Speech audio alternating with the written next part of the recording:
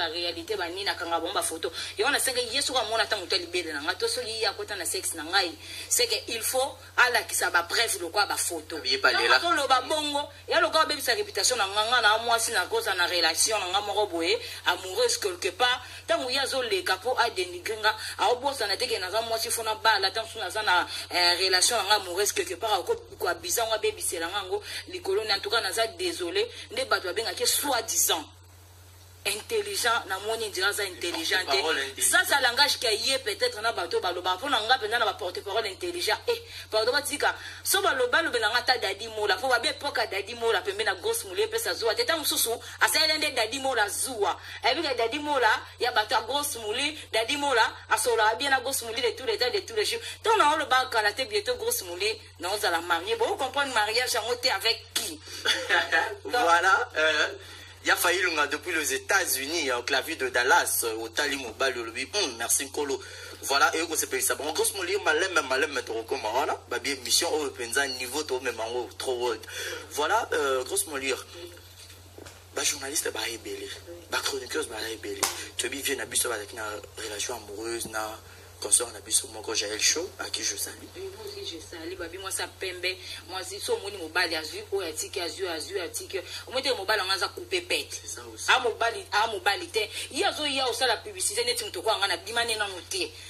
Parce que Hollande, tu m'as la bimanité. Si on a besoin de temps à bassiner, azong sa busonano, na divorce, na oya, balara, tout le monde a bala même pas 5 ans divorce. Est-ce que cause n'est oya, ça la divorce? Est-ce qu'avant, il y a sa buson côté?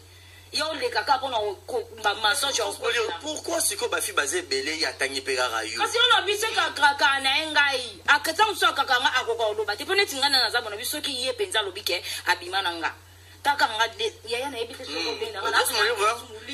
Par rapport à lokolo ngo nzambe. So bena actualité bena na longola bilamba bena ka mwasi moko ya sans doute, c'est-à-dire il y a santage. Donc aro lobake a mauvaise so ki ya choko pété ya nduta pété ya logo te so ki ya lobi alala ngai mobile na nga o abzana nga ayebi ndinga na linga c'est que so ya lobi abimana nga c'est qui fait za nga pe na bi ndingo linga ka babi yo linga ko ka vya ngwana c'est que ya ona lobi c'est que yende azambwa po na zo penda mutu na koti se ya ngona se. Et puis quand on a 10 minutes 20 minutes 2 heures parce qu'on a là ce que effectivement bimana nga c'est que yenda zambwa na nga za bête na nga. Parce que comment est-ce moi c'est que tu te yeba que moi sinde ako ndima ki abimana mutente so ndeni yazo ya le kazo welisa ki abimana nga c'est ka mvia nga pardon na sengi nga no bimano te manda de loti lobby limbi sanga na ndinga mabete po avant yo ba respecter yo faut ba ko respecter lek de toute façon na mona forme ba mongol. Je suis vraiment désolé franchement. Na mona on a na forme bilonga ba mongol. O ana guna ngate, o so na ngate to ndo solo la kande za vient na petit na ye.